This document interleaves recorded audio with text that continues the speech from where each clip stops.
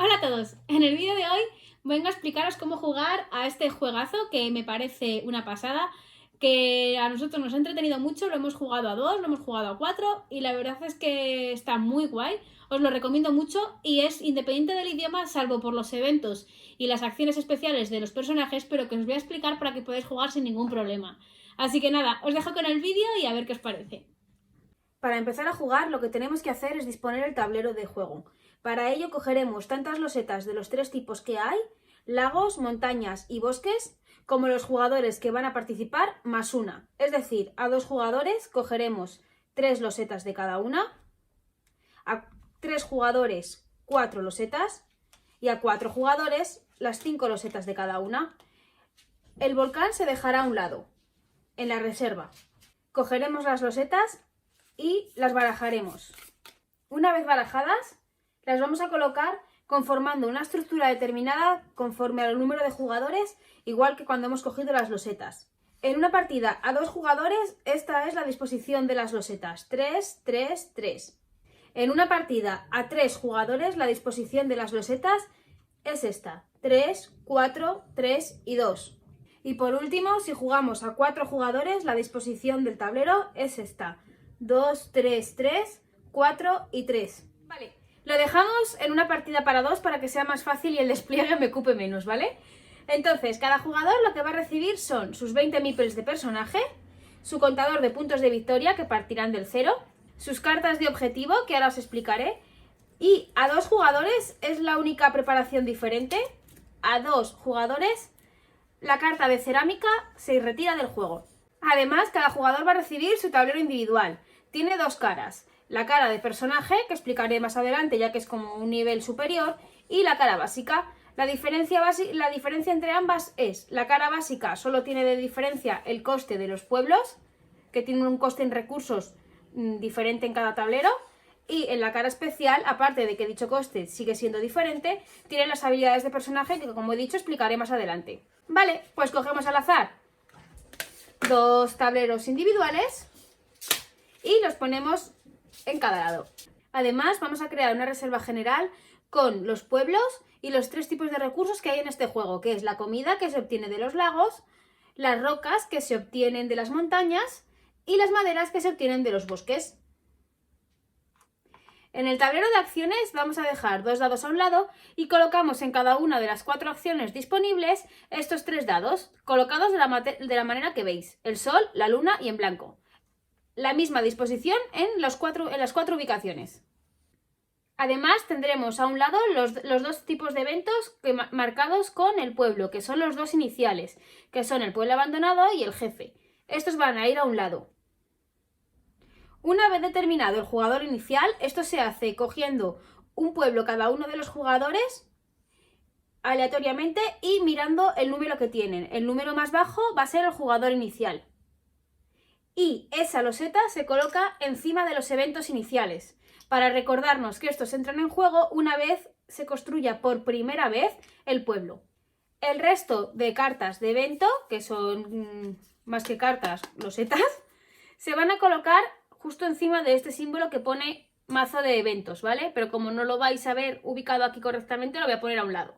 Pero que sepáis que va a ir aquí. A su lado tiene evento 1 y evento 2, porque en el juego podemos tener activos en cada momento máximo 2 eventos. Si tuviésemos que hacer cualquier otro evento, si ya tenemos estos ubicados, no se jugará. Eventos descartados, todos aquellos que ya hayan entrado en juego y que por acciones del evento queden descartados. Ubicación inicial. Para colocarnos al principio, empezaremos por el jugador inicial, que supongamos que es el azul, y va a colocar 2 meeples en cualquier ubicación que él quiera. 2 meeples, nada más. El segundo jugador va a colocar 3 meeples en una sola loseta vacía, la que él quiera. 3 meeples. Este también era en una sola loseta. Esto no es válido. Igualmente, esto es válido, esto no es válido y esto tampoco es válido. En el caso de tener 3 jugadores, y siendo esta la disposición del tablero, como habíamos dicho antes, cogerá 3 de sus meeples y los podrá colocar también en cualquier hexágono que esté vacío y todos juntos en una sola loseta. Por ejemplo, en esta. Esto no es válido, esto no es válido y esto tampoco. Una sola loseta y todos juntos. A mayores podrá coger 2 recursos a su elección que pasarán a su reserva. 2.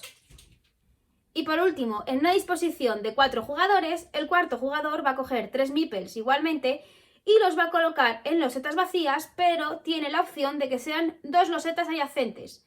Es decir, puede colocarlo así, puede colocarlo así, pero nunca así ni así.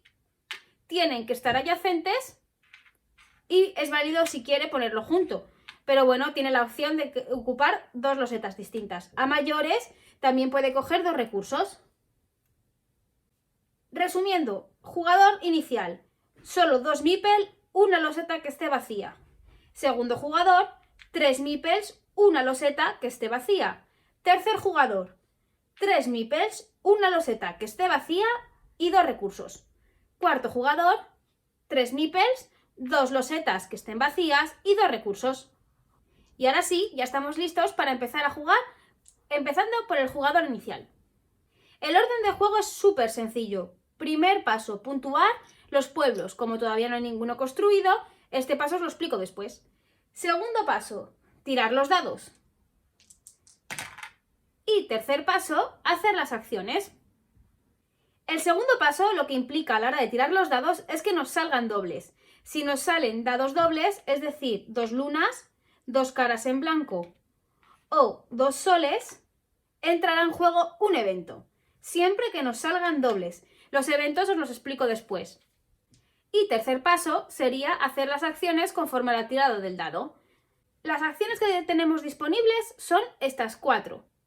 Que crezca nuestra población, que la movamos, que obtengamos recursos y que tengamos cartas. Lo que haremos, previamente hemos tirado el dado, vaya, me han salido dobles. Saliendo dobles tenemos un evento, ¿vale? Pero no lo vamos a hacer ahora. Bueno, ¿en serio? Venga, vale, esto sí. Para determinar qué acciones vamos a hacer, vamos a colocar nuestros dados al inicio de cada una de las acciones. Lo vais a ver súper sencillo. Evidentemente no podemos repetir acciones, tienen que ser distintas. Para ello cogemos el dado que queramos ubicar y imaginaros que voy a crecer la población. Lo coloco a la izquierda y desplazo todos los dados un lugar hacia la derecha. Y este dado pasa a quedar como gastado. Esta es mi disposición para la ronda de crecimiento de población. ¿Qué significa eso? Voy a dejar la luna a un lado. ¿Qué significa eso? Que yo ahora mismo, si tengo una configuración normal de dados, podré poner 3 meeples. Si en la configuración que tengo se ve 2 lunas, solo podré poner 2. Pero si salen 2 soles, como este es el caso, podré poner 4. Vale, ahora explico las acciones. Imaginaros que yo pongo la luna en el movimiento. Si yo pongo la luna en movimiento, este baja aquí. Y ahora tengo 2 lunas. En un caso normal yo podré moverme con 4 movimientos de meeples. En caso de tener 2 lunas solo tendré 2 movimientos y en caso de tener 2 soles voy a tener 6 movimientos. En el robo de recursos, en una configuración normal, cogeré 2 recursos de 2 losetas diferentes. En caso de 2 lunas, solo un recurso de 2 losetas diferentes. Y en caso de 2 soles, 2 recursos de 3 losetas diferentes. De esta manera obtengo 4 recursos, de esta manera solo 2 y de esta manera 6. Y en el caso del robo de cartas, en una configuración normal, que es esta o con 2 caras blancas, ¿vale? Independientemente de cuál sea la tercera, obtendré 2 cartas. Si tengo 2 lunas, solamente una, y si tengo 2 soles, podré coger 3 cartas. Vale, vamos a explicar cada una de las 4 acciones que tenemos disponibles, que son súper sencillas de entender. Que crezca la población, añadimos miembros de nuestra tribu. En una configuración básica, como hemos dicho, podremos añadir 3. ¿Cómo se añaden a nuestro tablero? Se tienen que ubicar siempre en posiciones en las que ya tengamos un meeple. Es decir, aquí, en este caso, solo podría hacer esto, en la que ya tengo meeples. Si yo tuviera esto de configuración inicial, podría poner aquí 2, aquí 1 o los 3 juntos donde me interesara. Siempre tenemos que colocarlos donde ya tengamos miembros de la tribu. Siempre. Esto no sería válido. porque aquí no teníamos nada. Esto tampoco sería válido.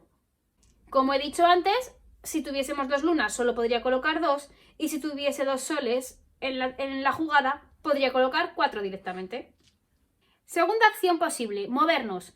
Para movernos podemos mover 4 miembros de la tribu con la única restricción que solo se pueden mover una loseta. Es decir, 1 y 2 no es válido. Puedo mover a 4. Mi consejo es que los pongáis de pie si queréis, para que cuando los mováis los tumbéis, así sabéis cuáles habéis usado. 1, 2, 3. A lo mejor no me interesa mover más, me puedo quedar así. O 4, por ejemplo, si me interesara. Esto la verdad es que es una locura, ¿no? Pero bueno, lo importante es que sepáis que solo se pueden mover una loseta adyacente a la casilla de salida.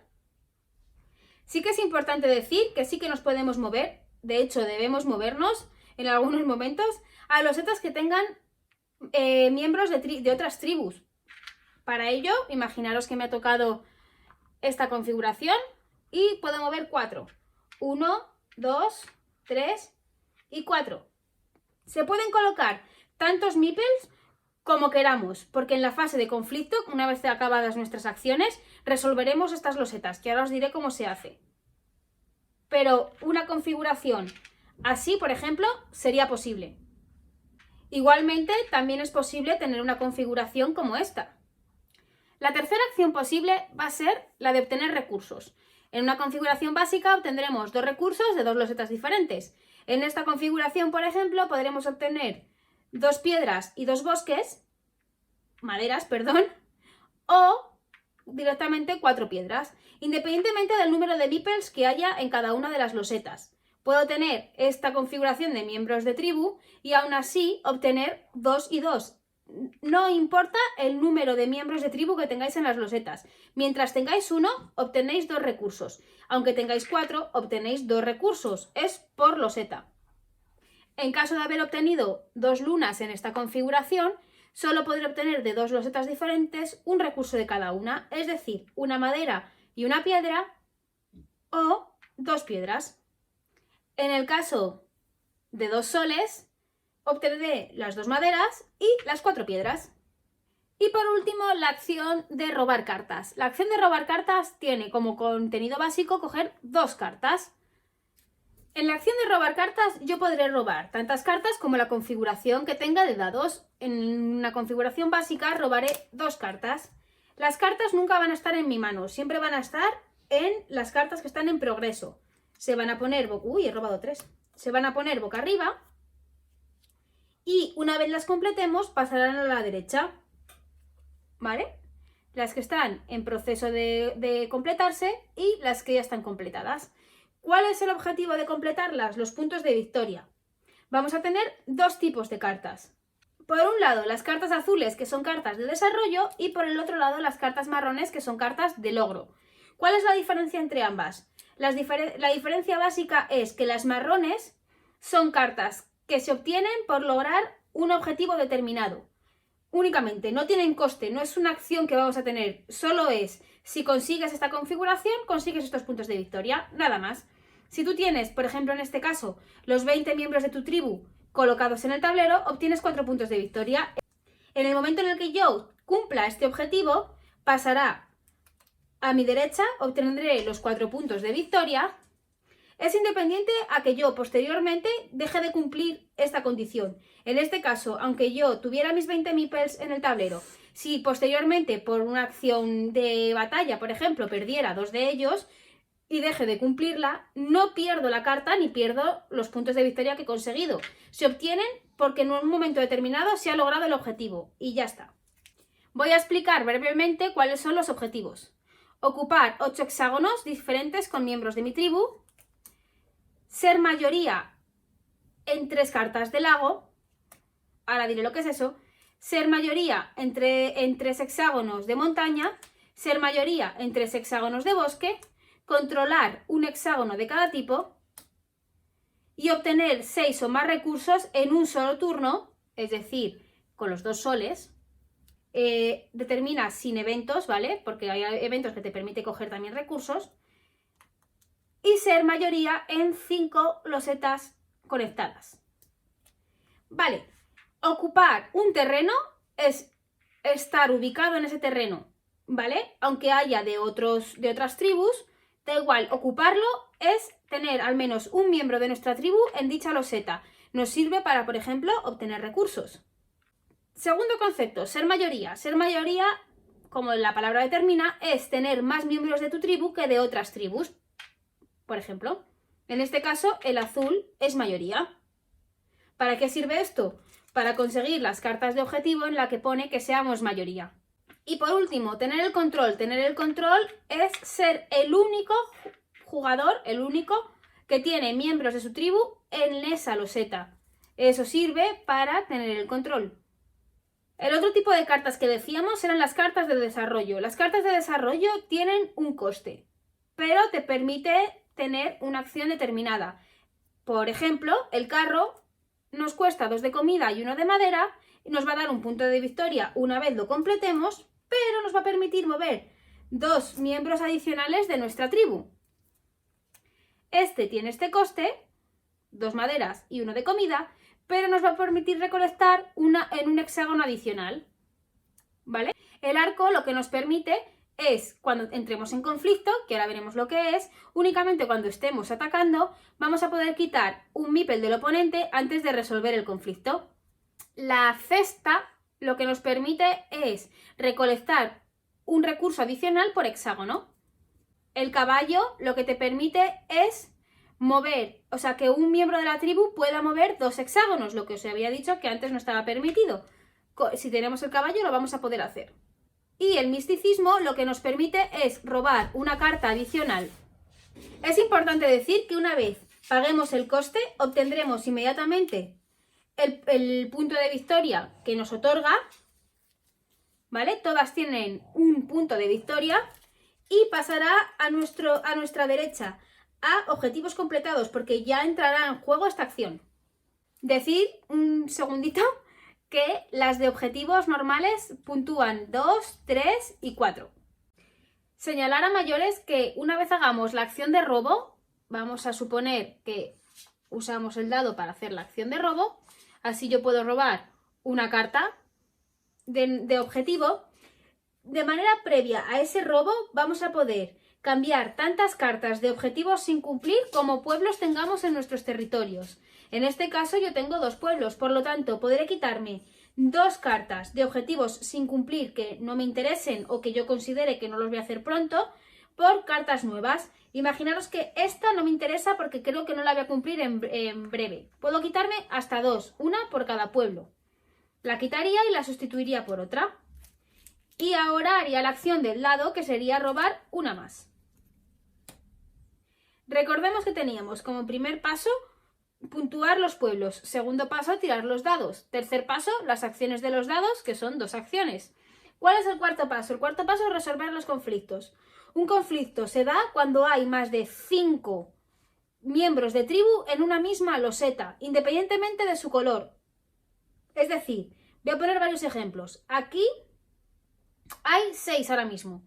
Por lo tanto, al finalizar el turno que corresponda, en este caso, por ejemplo, imaginemos que es el turno del azul, una vez ha hecho sus 2 acciones, pasaríamos a resolver los conflictos que veis.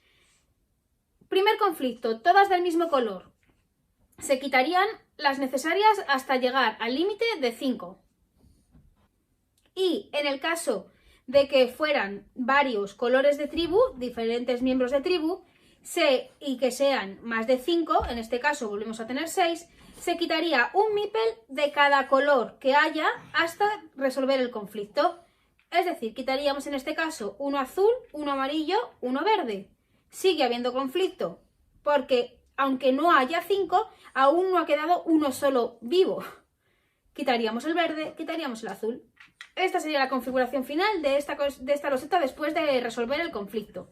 Pongamos otro ejemplo. Si es el turno del jugador rojo y hace la acción de mover, en una configuración básica que serían 4, movería 1, 2, 3 y 4 a dicha loseta. Cuando acaben sus dos acciones, pasaríamos a resolver los conflictos. ¿Hay más de 5 en alguna loseta? Sí, en esta. Por lo tanto, se quitaría un meeple de cada color. En caso de que haya pueblo el pueblo se retira y estos pasarían cada uno a su lugar. Y esta es la configuración final de la loseta. Recordemos, máximo 5 miembros de tribu por loseta, independientemente de su color. En el caso de que haya al menos 6, de ahí en adelante se retirará un meeple de cada color de los que formen parte del conflicto. Vamos a exagerarlo y lo ponemos así. Retiraremos por rondas uno de cada, sigue habiendo más de un color, hasta que solo quede un color, que será el que domine la loseta. El resto de miembros de tribu se devuelven cada uno a su propietario y haríamos el paso 5. Por último, el paso 5 es cumplir las cartas de objetivo, tanto las azules como las marrones se cumplen ahora, o sea, ahora es cuando pagamos su coste y pasan a la derecha del tablero, o simplemente determinamos si lo hemos cumplido y pasan a la derecha del tablero. ¿Por qué es importante hacerlo en este momento? Es importante que se haga después de haber hecho el resto de pasos, porque muchas de las cartas de objetivo, sobre todo estas, se van a cumplir una vez se resuelvan los conflictos, ya que para ser, por ejemplo, mayoritario en bosques necesitaría haberme movido y ahora se cumplirá el objetivo. O en caso de tener el control, por ejemplo, de cierta área, ¿dónde estaba? Aquí. Si, por ejemplo, quiero determinar que tengo el control sobre el área, necesitaría haber resuelto, por ejemplo, este conflicto para poder hacerlo. Quitando esto y ahora ya sería yo la que controla los bosques. Además, en este paso 5 también lo que podemos hacer es construir los pueblos. Para construir los pueblos pagaremos el coste que cada tribu tiene asignado, que era lo que os había dicho al principio, y construiremos un pueblo en una loseta en la que nosotros estemos situados. Es importante decir que con que tengamos un miembro de nuestra tribu se puede construir un pueblo. Es decir, yo aquí lo puedo construir aunque haya miembros de otra tribu. Vale con ocupar la loseta. No necesitamos ni ser mayoría ni tener el control de la misma. El único requisito o la única condición es que no haya ya un pueblo en dicho hexágono. Por ejemplo, en este caso, una vez lo haya construido el azul, ya no van a poder construir aquí un pueblo ni el rojo ni el amarillo. Como añadido, el primer pueblo que se construya, esto os los voy a quitar para decirlo, el primer pueblo que se construya va a ser este. ¿Por qué? Porque lo que nos hace es recordarnos que una vez se construya el primer pueblo, imaginemos que es este, estas dos losetas de objetivos y de eventos se barajarán con el resto del mazo. Esto solo se hace una vez se ha construido el primer pueblo.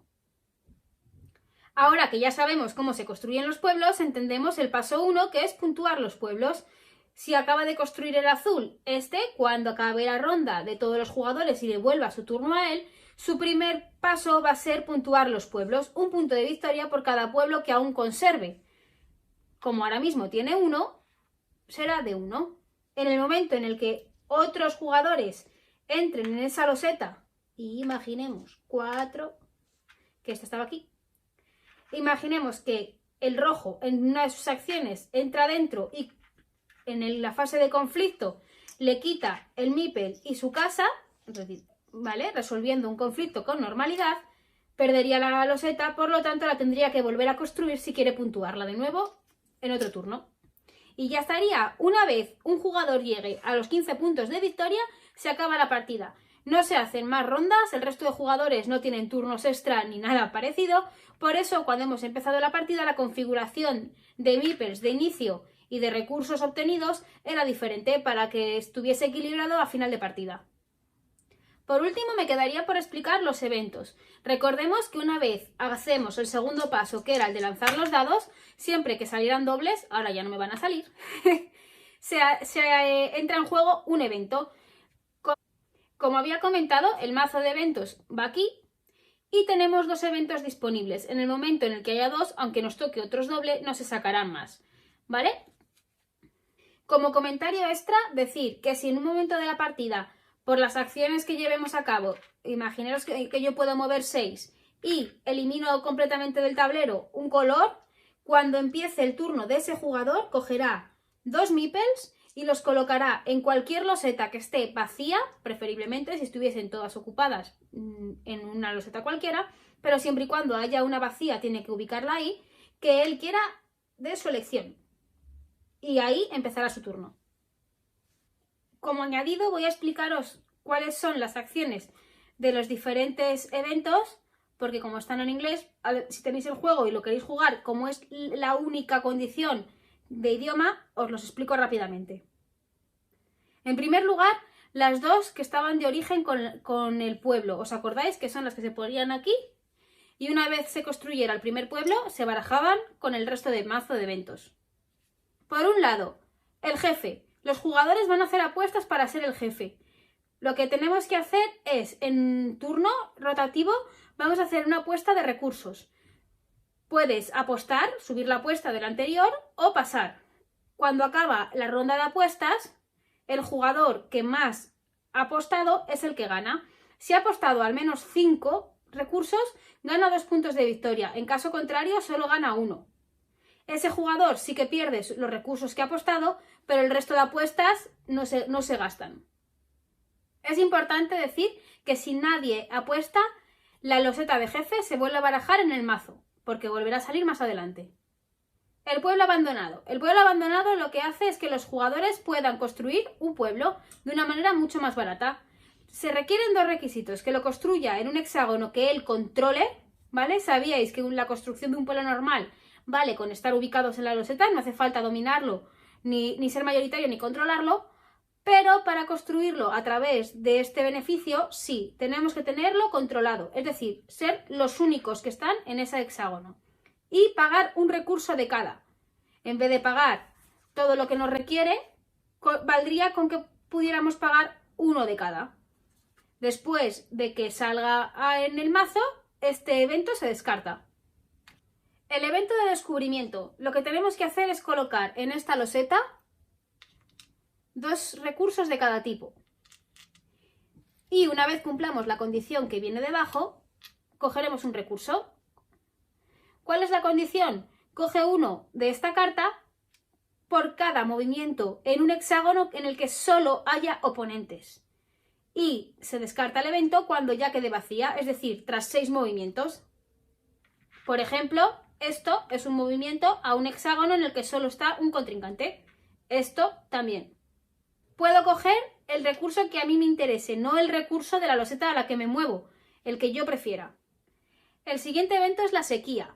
La sequía lo que hace es que mientras esté en juego este evento, el límite de cada loseta, el límite de popularidad, es de 4.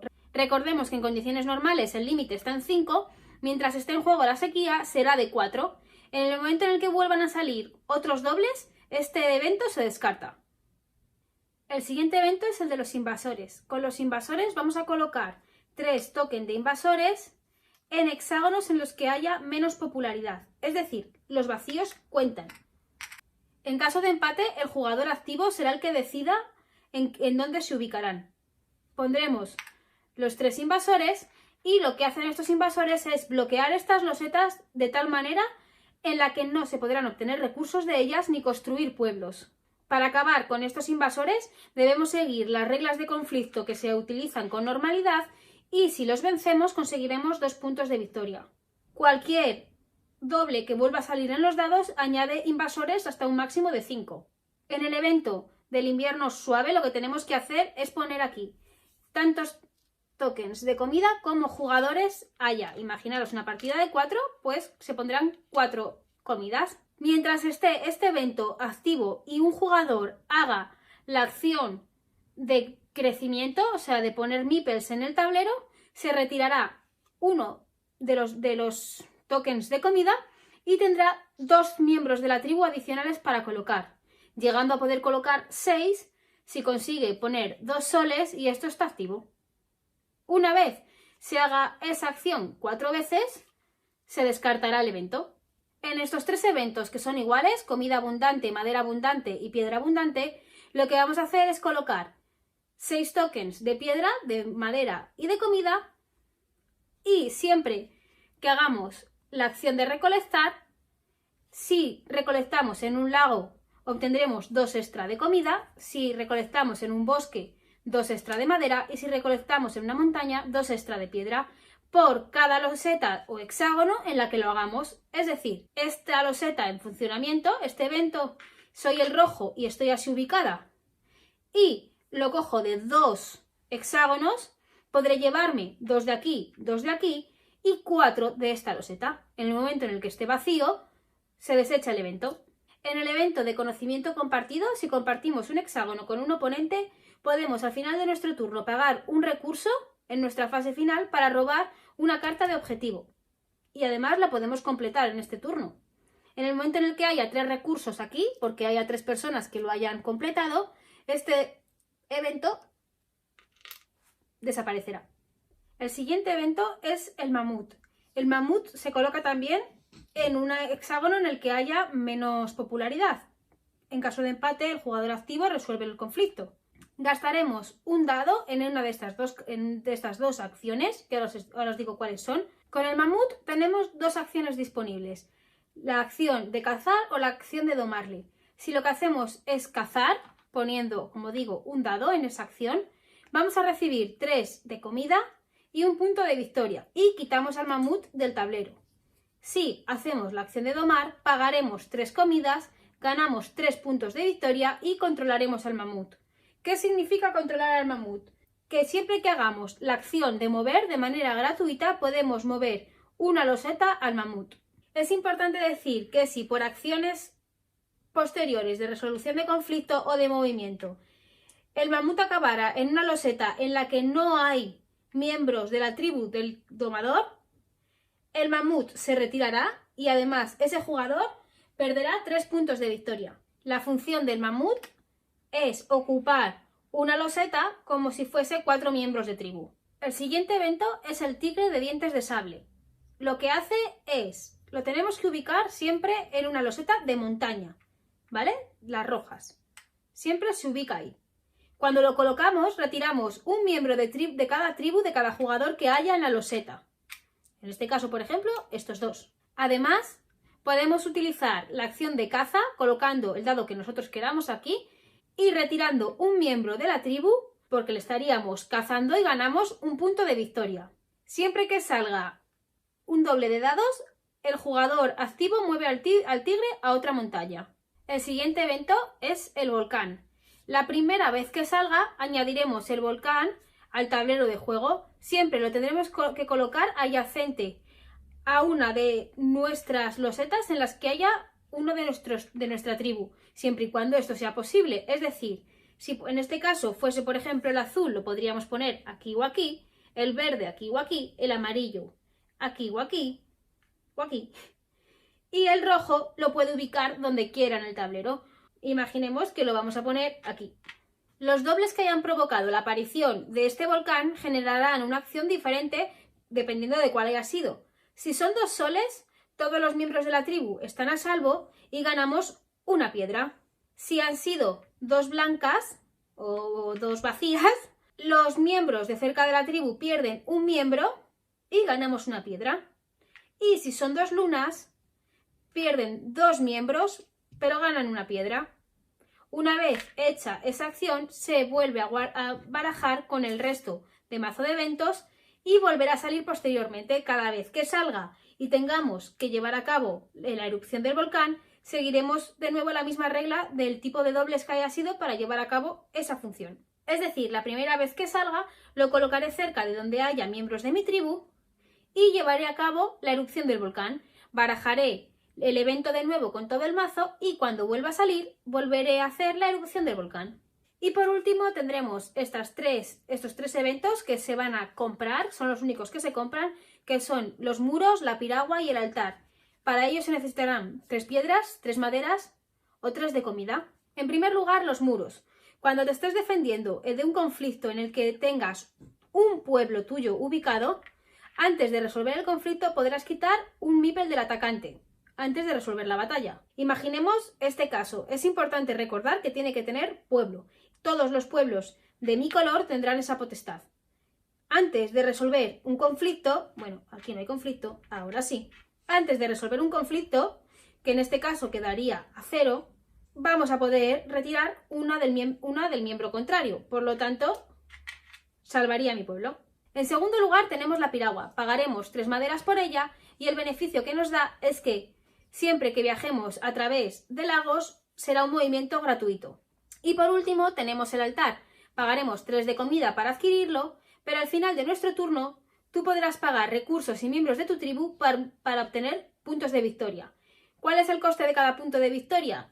Un miembro de mi tribu y añadido 4 recursos diferentes o 3 iguales. Es decir, siempre tendré que quitar un miembro de mi tribu y podré dar 4 recursos cualesquiera o 3 recursos iguales. Con ello obtendré un punto de victoria. Señalar por último que siempre que esté el evento en juego y nadie lo haya comprado todavía, cada vez que salga doble se colocará uno de los recursos correspondientes en el evento para abaratar su coste posteriormente. Si sale, imaginaros que está la canoa en juego, la piragua, perdón, que está la piragua en juego, que han salido unos dobles y todavía nadie la ha comprado, colocaré una madera y ahora ya solo costará 2 de madera adquirirlo. En el caso de que se llenen los 3 sin que nadie lo haya comprado, se descartará el evento. Vale, si ya controláis el juego y más o menos tenéis ya un poquito el juego básico dominado, podéis meterle 3 extras. Por un lado, los ancianos. Por otro lado, la cara B de las losetas, que era la que yo os decía que eran los personajes. Y los terrenos especiales. Los explico muy rápidamente. Hay un anciano por cada jugador. Únicamente representa la acción que vamos a poder llevar a cabo. No cuenta ni para el límite de la loseta, lo de los 5 que habíamos dicho al principio, ni cuenta para la popularidad mínima de los eventos que requieren que sean losetas vacías o de menos popularidad. Una vez construyamos un pueblo, tenemos la opción de poner el anciano. Como digo, es únicamente de manera recordatoria de que tenemos la opción de realizar esta acción. La habilidad que nos otorga el anciano es que una vez por turno vamos a poder pagarle un recurso a otro jugador para utilizar uno de los objetivos que ya tenga completados. Es decir, de los eventos azules, porque estos no sirven para poder tener una acción extra.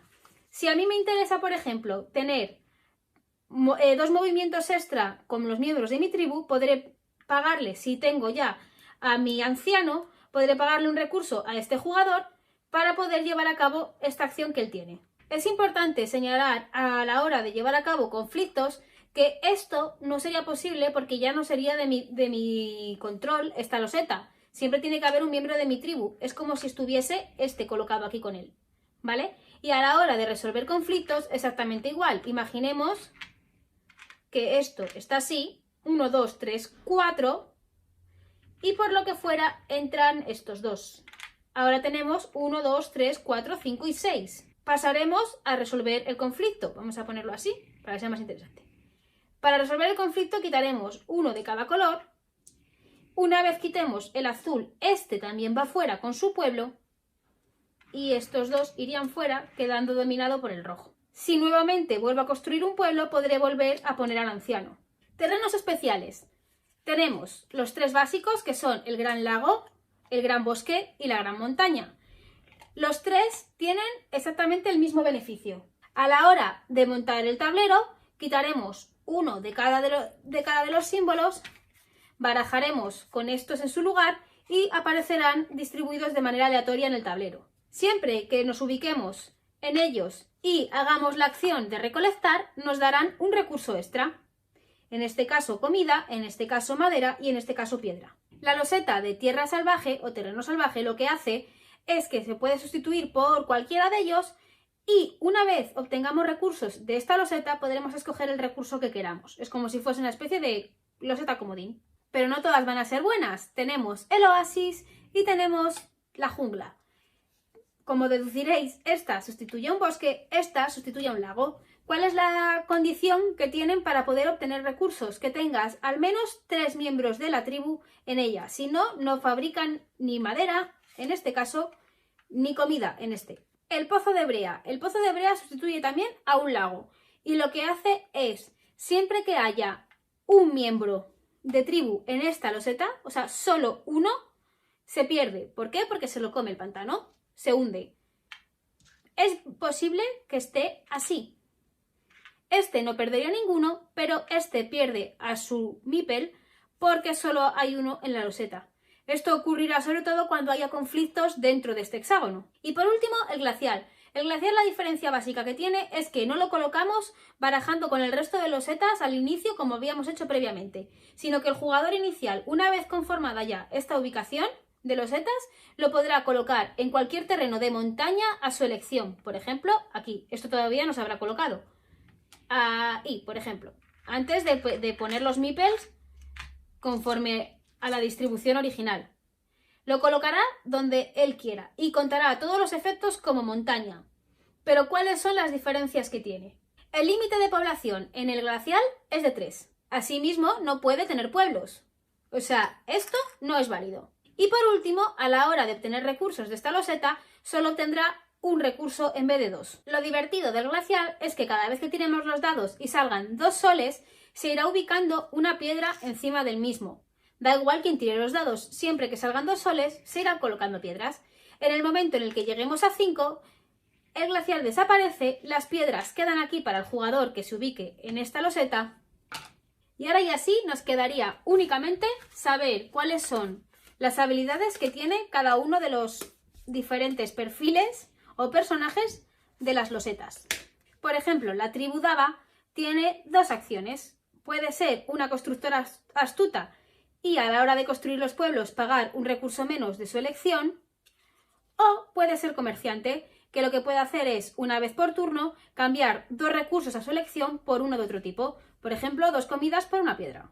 La tribu Indarsu lo que puede hacer es, cuando hagas la acción de crecer, añadir un miembro de tu tribu en cada hexágono que contenga un pueblo tuyo, o en su caso, una vez por turno, pagarle a otro jugador 2 recursos para convertir un miembro de su tribu en uno tuyo. Pero tenéis que ocupar ambos la misma loseta. La tribu Mukan lo que puede hacer es, por un lado, intimidar, que una vez por turno y antes del paso del conflicto puedes pagar un recurso para empujar a un oponente a un hexágono adyacente, o si tú compartes hexágono con un oponente que selecciona la acción recolectar, vas a producir un recurso de un hexágono que tú ocupes. La tribu Kiror lo que tiene es, por un lado, que cuando tú estés defendiéndote de una resolución de un conflicto, puedes retirar a algún miembro de tu tribu a un hexágono adyacente que tú controles. Y esto puede hacer que el conflicto no se lleve a cabo. Y por otro lado, tú puedes mover a través de terrenos contiguos como si fuesen un hexágono, siempre y cuando sean del mismo tipo de terreno. La tribu Caja lo que te permite es, por un lado, si estás recolectando en un hexágono en el que tengas al menos 4 miembros de tu tribu, ganas un recurso extra de ese tipo. Y por otro lado, si tú haces la acción de mover, tú puedes pagar una madera para recolocar cualquier número de miembros de la tribu de una loseta exterior a otra loseta exterior. La tribu Tunga lo que te permite es, después de que tú lances los dados y antes de resolver los eventos, tú puedes pagar un recurso por dado para cambiar una luna por un sol. Y tú puedes con esto o desencadenar o cancelar que pase un evento. Y por otro lado, tú puedes construir tu segunda vivienda, o sea, tu segundo pueblo, lo puedes construir aquí, ¿vale? A salvo de conflictos. Pero si llega un momento en el que no tienes meeples en el tablero, no hay miembros de tu tribu en el campo de batalla, lo tienes que retirar. ¿Para qué nos sirve esto? Recordemos que nuestro primer paso es puntuar. Por lo tanto, vamos a tener siempre este puntito a salvo. La tribu Kia Kia te permite que cuando hagas la acción de crecer, puedas poner a los meeples en el tablero. Miembros de la tribu aquí colocados. Si tú desencadenas un conflicto y haces la acción de mover o de crecer, tú puedes añadir cualquier miembro que tengas aquí previamente al tablero de ese conflicto. Y por otro lado, al inicio de tu turno, antes de lanzar los dados, tú puedes mirar los 2 eventos de la capa superior del mazo de eventos y poner arriba del todo el que más te interese. Y por último, la tribu Dananu, lo que te hace, aunque le pongan las alitas estas, es bastante conflictivo, es por un lado, durante la recolección, tus pueblos producen una comida cada uno, o, y aquí viene la gracia, una vez por turno tú puedes pagar un recurso para que un conflicto se desencadene, aunque las condiciones reales de la loseta no lo generasen. La única condición es que tú estés ocupando ese hexágono, claro. Bueno, ya habéis visto que jugar es bastante sencillo. Realmente he querido desgranar todas las acciones para que fuese lo más sencillo de explicar. Y bueno, espero que os haya quedado claro, que lo juguéis si lo tenéis, o que si estabais en duda os animéis a cogerlo, porque la verdad es que me parece brutal este juego. Añadir que la cuna de la caja es maravillosa, está todo súper bien organizado y súper bien colocado. Ahora os lo enseño para que lo veáis, que bueno, no deja de ser un añadido que tiene, que me parece genial. Y sí que es verdad que hay una edición deluxe en la que los meeples de los recursos son de maderitas. Vienen los recursos con forma de pez, con forma de madera y con forma de piedra. El mamut es un mamut, es muy guay, pero bueno, yo tengo la edición base y aún así me apaño. Me parece que está muy guay, de verdad. Os lo recomiendo un montón, así que si lo tenéis, lo habéis jugado, lo queréis jugar, cualquier cosa me lo decís, que me gusta mucho leeros en comentarios. Así que nada, hasta luego. Bueno, esto, como decía, es más a título anecdótico. El hecho de la caja, que como veis viene el libro de reglas, que es de una calidad excepcional. Esta es la visión general, con todo súper organizado, con las losetas iniciales, los eventos y bajo los eventos las losetas de los pueblos. Ahí tengo los recursos y los ancianos. No me digáis que no es precioso. Las 4 bolsitas de cada jugador, en la que yo tengo ya su mazo de cartas y sus meeples, los personajes y el tablero. Y esto se levanta para tener aquí los dados, los beneficios de cada líder y las losetas especiales. Una pasada.